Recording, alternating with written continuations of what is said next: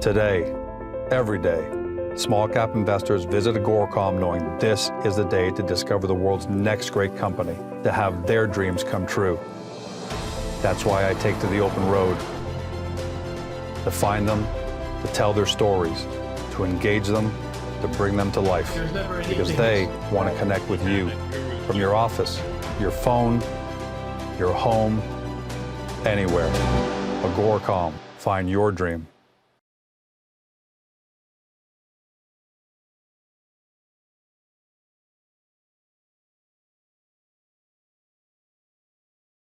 Welcome to CEO Interviews, a production of Agoracom in which we sit down with small cap executives, talk about what's going on at their companies.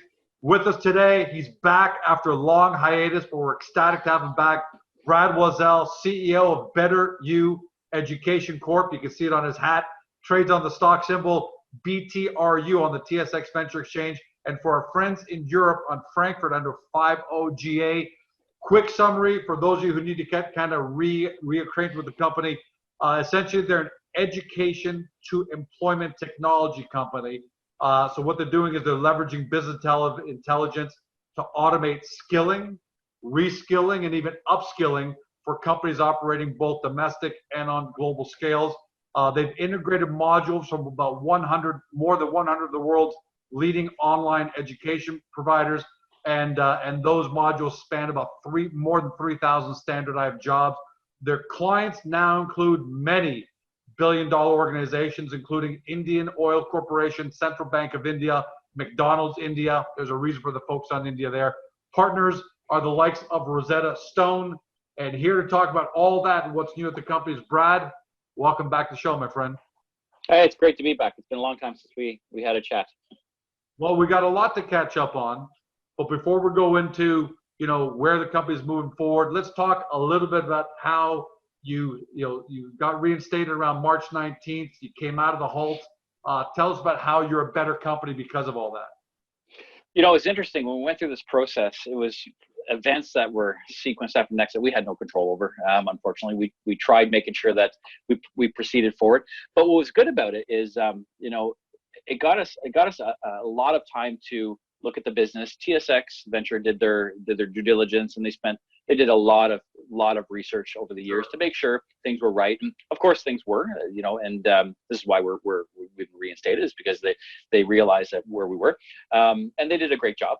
Very, very, very diligent, which was while it was frustrating because it was taking so long, it was appreciated because it just validates that they are doing what they're supposed to be doing to protect the public market.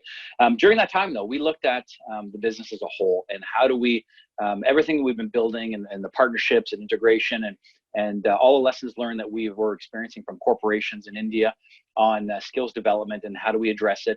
And then we started putting together all the pieces on how do we address this, not just from an Indian perspective, but a global perspective. Because what it did was we started looking at corporates here, and do they face the same challenges that our Indians are facing, that we got experienced firsthand.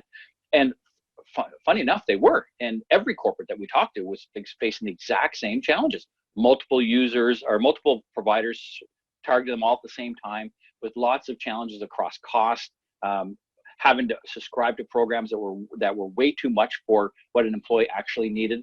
So the individualization was not there. So then I looked at how do we create a model that could address this in the most simplest way, even though the back end is extremely complicated. And the best example I used was Expedia. When you look at Expedia and look at what they actually do, they help you get from point A to point B, and they have a lot of variables. So you type in when you want to go, when you want to return, where do you want to go, and where do you want to come back. This happens all over the world by millions of people, right? But what ends up happening is all they do is after they use the filtering, it populates with all the providers that could help accomplish your travel destinations and your goals. And then they have all these other services and things that they offer. But the simplicity of that process is what we were trying to figure out. How do we do that for education and skills development? But the complexity of it behind it, and people don't realize this, they have thousands and thousands of integrated partners. Just like us. Our goal was to build a massive repository of global partnerships, so we can have the simplicity of the front end user experience to get them to their destination of skilling up. So we realized how to do it over this time that we were going through the Halt. And it was tough. We had lots of challenges to financially and all that kind of stuff, that we as a company have always been, we're of the mindset that we never quit as an entity. No matter how hard it gets, we're never, ever, ever going to quit. You're still here, man. You went through some rough water. You're still here. So sure. That's more than lip service. That's a fact. It is. And people, and I've gotten lots of negativity over that time, of course, and understandable. People don't understand who we are as individuals in our core. But we are very optimistic and very positive and very strategic in how we move forward. So we spent over the months, aside from supplying TSX and going through all their process, we spent a lot of time drilling down on what do we need to put in place to create that simplicity for the complex model that we have behind it. And we've completed. We call it Ready to Go, and you can go to readytogo.betteru.ca, which is the platform that's for SaaS corporates. Enterprise system for everyone at home. Now the SaaS means software as a service enterprise system. And I was going to ask you about it anyway. So tell us about RTG. So I like that you use that, because I've been using that too. So RTG, we looked at how do we deliver individualized learning to people's phones, no matter where they are, mobile first. The reality is, employees on the enterprise side, right? Is it more for employees of ABC Corp rather than George, who's just a general consumer wants to learn?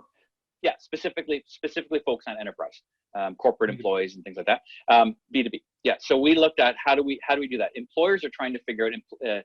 Individuals are on the go all the time, and they're trying to learn. They're going to meetings where they're presenting things, and we thought there's a great way to be able to provide them with access to the resources they need when they need them, because learning is changing from a digital perspective. People don't sit at their computers spending hours and hours and hours learning.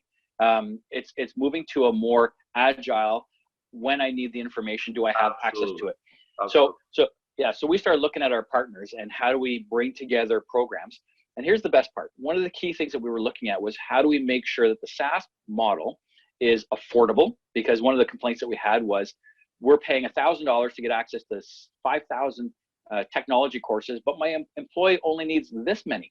So I'm paying for the service of stuff I'm never going to use, because people think that it must be of great value to pay this to get access to all of this. But the reality is not. As an employer, you want to skill up an individual and get the results for that individual right away. You don't want them going into a cesspool of so much content that they're spending all their time learning, but it's not benefiting the results the company's trying to achieve. So this program that we created, it really helps individualize the package. We've partnered with assessment companies in the US and in Belize, actually, and we have now access over 1,000 job role skill assessments. So the first step in this tool is we will assess an employee on their job. By the way, Brad, if you've got 1,000, how many do you need ultimately to be a complete system for anybody on the planet, or for the majority of the planet? Is it 3,000, 4,000? It's about 20,000. Okay. So those first 1,000, are they concentrated in a specific industry, or are they more scattered? In certain verticals, I mean.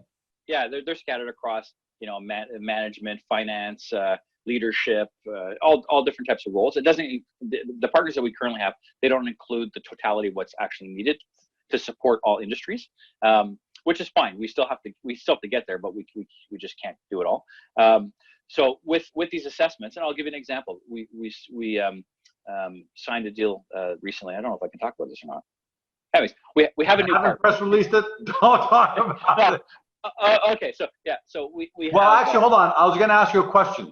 Okay, that's great, because I'm thinking about people watching this at home and listening now saying, okay, Brad, that sounds great. So you've recalibrated your technology and you've redone it all, and it's more pinpointed, and okay, great.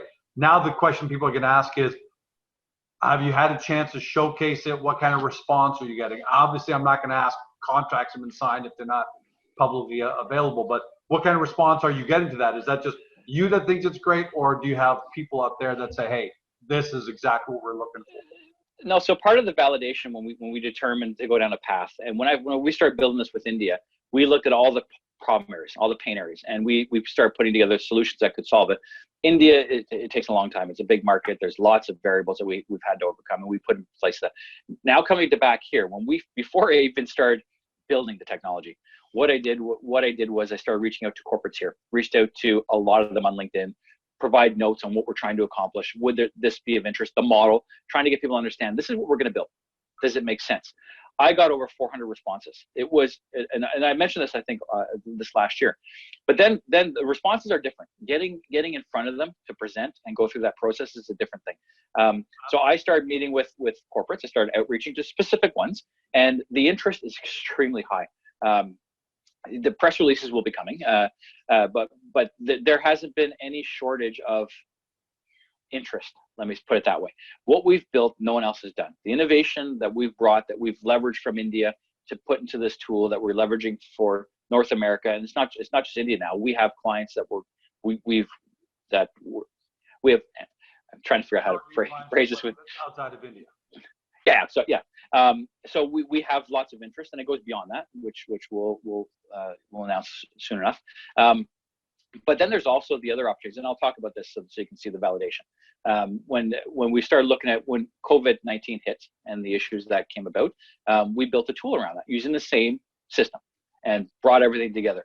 If people go to our ready to go .BetterU CA site, they'll see everything. They'll see our programs, they'll see our packages, they'll see our pricing model, the structure of everything, the features of the product, as well as validation. If they want to see how this works, just register for our COVID-19 resource toolkit that includes everything you need to know for COVID.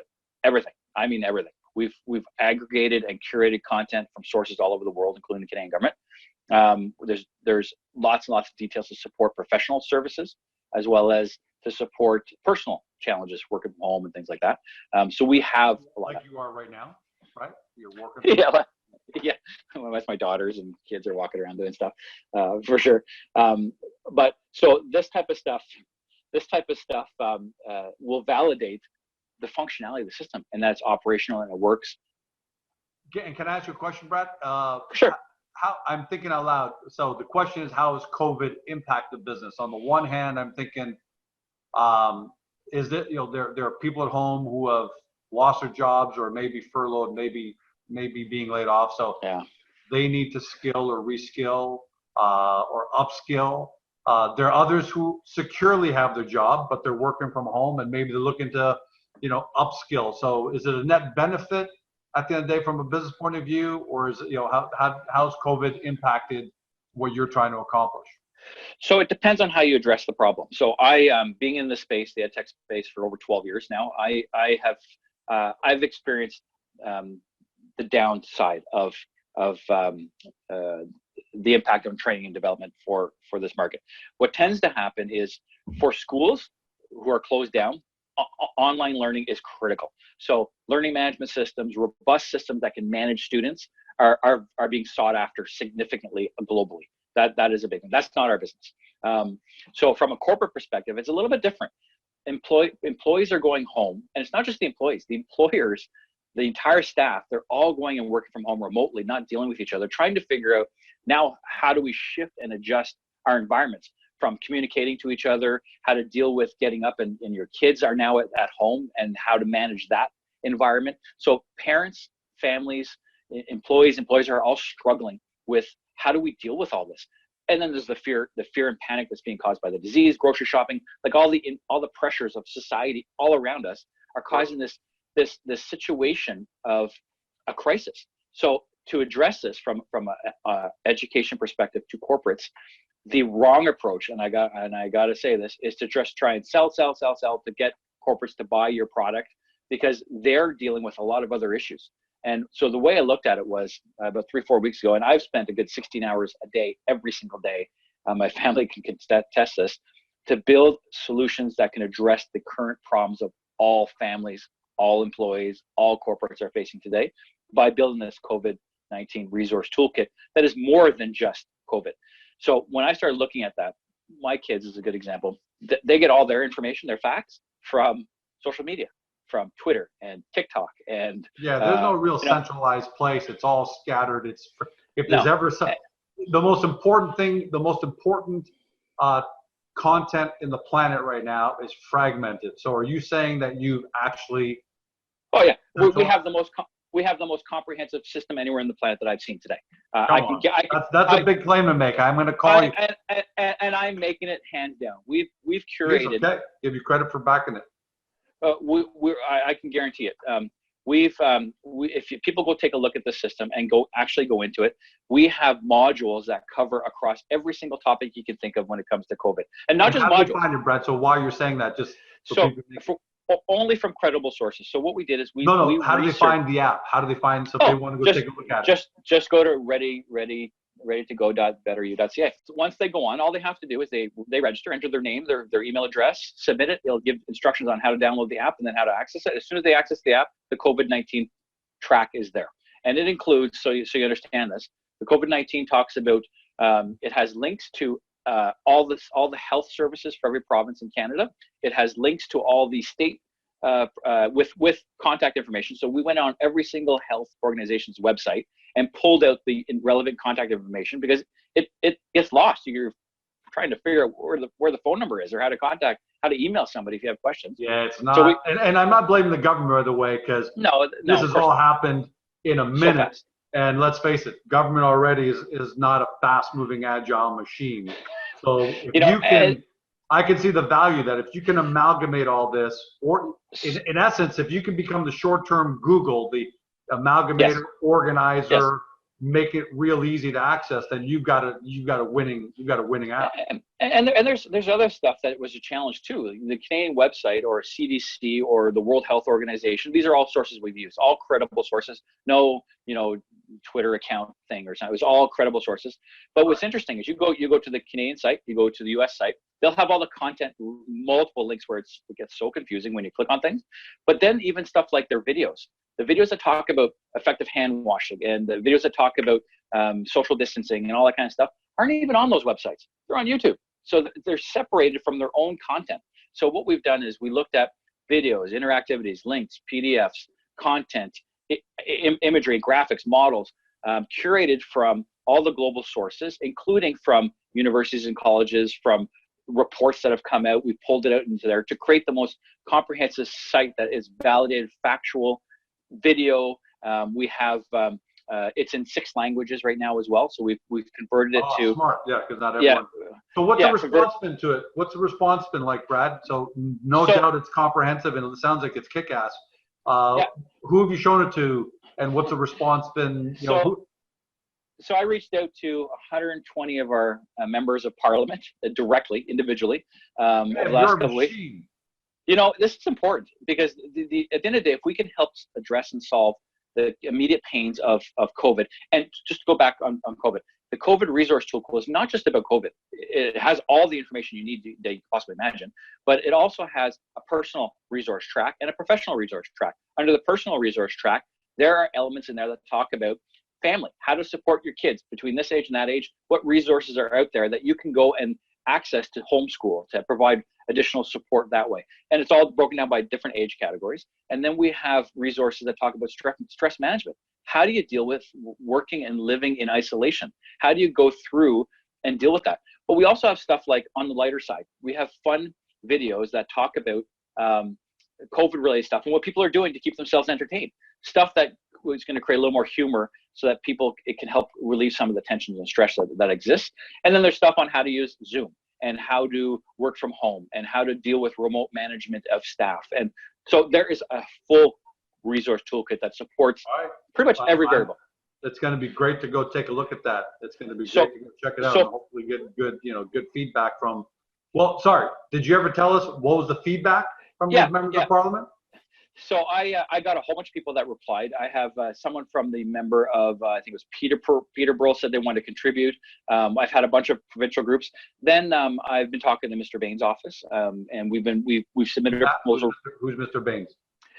Mr. Bain is the Minister of Science, Innovation, and all that for Canada. The main. Not everyone knows that. That's why I want to ask it. Oh, I see. So it's the main office that is I guess, responsible for dealing with COVID-19 and supporting the country with ventilators and all that kind of stuff, as well as a digital solution. So I've spoken to them several times. they thanked us for what we're doing because no one has built what we built. And when you see it, I think you'll have a true appreciation. Yeah, I can't see it. Yeah, and the goal was to help support these people around the world in need, because this is a big challenge. And our thought was, if we could provide access to this information and support them when they need it to solve pain and all that kind of stuff, there is an economic benefit to us as well. It's free, the resource is free, but what it does is it helps people realize who we are and what we've been doing, and then you can deliver education, knowledge in a fast, concise, easy to use way, better than maybe any reason, according to you. And I'm gonna support you on that. Better than anything that's been built. So if that's the case, if people love the elegance of that, they're gonna love the elegance of ready to go. And we're not capitalizing on fear and panic and urgency. We're trying to provide people with things they need to help them, because at the end of the day, we've always been a social good company, period. And our heart and our belief has always been the same. The more people we help, the better it is for the world, but the better it is from an economic perspective as well. Don't get me wrong. So we've submitted a proposal recently to the government. We'll see what happens. I have no idea what's going to happen, but from the conversations we've had with them, they have expressed interest. So we're going to keep building it out. So there's good response. There's absolutely great response. Okay, that's because a lot of people will build stuff and then hope it gets out there and hope they get some kind of response from the universe. But you've been proactive in contacting members of parliament, federal departments, and so far the reaction has been pretty positive. All right, we'll wait to see how that. Yeah, we've had some of our Yeah, go ahead. Last question for it, and I don't know how easy it is to give an answer to this, but how does the rest of the year look in terms of the ready to go, your software as a service enterprise system? Because shareholders, the one thing they don't hope to see is they want to start seeing, revenue generated from your offerings. Not that we're asking for projections, but from the feedback you've been getting, how does it look for ready to go RTG? It is we're positioned the strongest that we've ever been. Let me put it that way.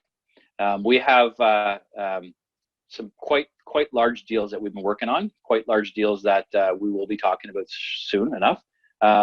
But we have had amazing response and interest for what we built. Even the technology and our content partners, once they've seen it, they loved it.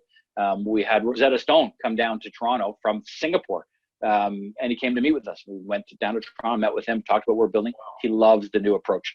There are lots of partnerships that we have, lots of new clients that are in the pipeline, and our company is in a position of much stronger than we have ever been. But I got to point out one key thing. Yeah. It's built on the foundation of all the partnerships and all the effort that we put in over the year. It's not just we've pivoted, now we're doing all this great new stuff, which is completely different. It is built on the foundation of all of our partnerships, all of our content, all the technology and everything that we've put together. This has framed up to how to properly deliver it. And one more point. Oh yeah, go. Yep. The floor is yours, my man.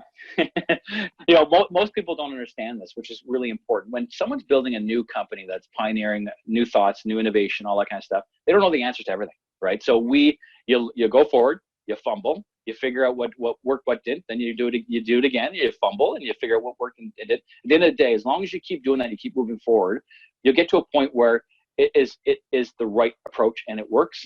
And it's all those lessons learned, just like, the light bulb. How many times, 2,000 times he failed before he got it right? Everyone thought he was nuts along the entire way until it worked. And what do you say? Well, I was just looking for the time it worked to show it was right. And all those other times were just a lesson learned. Yeah, and let's face it, we now know more than ever that, everything's been going digital, but it's just going to go to the next level. So the whole idea of skilling, reskilling, upskilling, training, and all that is just a no-brainer. So the future, looks bright, and we're glad that you came out of your halt. We're glad you came out of that much stronger. I'm assuming you went through such scrutiny that you won't no one will be able to scrutinize the business again. Now it's just a case of executing what you can deliver top and bottom line, which is what we're going to look forward to for the rest of the year, Brad. Yeah, absolutely. I'm excited about it. Thanks for joining us. Congratulations on making it back. And it sounds like we're going to have you back again, not too distant future, because there is interest in RTG. and we're here waiting with bated breath just to see how that goes. Amazing. You've been watching or by podcast listening to Brad Loiselle, CEO of BetterU Education, trades on the venture exchange on the stock symbol BTRU, and for our friends in Europe on Frankfurt under 50GA. You've heard, or you've watched, or you've listened. Now you got to do your own due diligence. Get to Agoracom. That'll sum up, you get to the hub on Agoracom for BetterU. That'll sum up everything there in the profile page. Watch this interview again. There's a lot to absorb. Get over to the company's website. They've already told you, and we'll put that back up again for everybody. But get over to the company's website. Do more due diligence, because there's no doubt that this is where the future is going, and Brad and his team have got a great handle on that. Thanks for joining us. Have a fantastic day. And it goes without saying, Brad's at home, I'm at home. Be safe, stay at home. Thanks to all the frontline people who are doing yeoman's work. See you next time.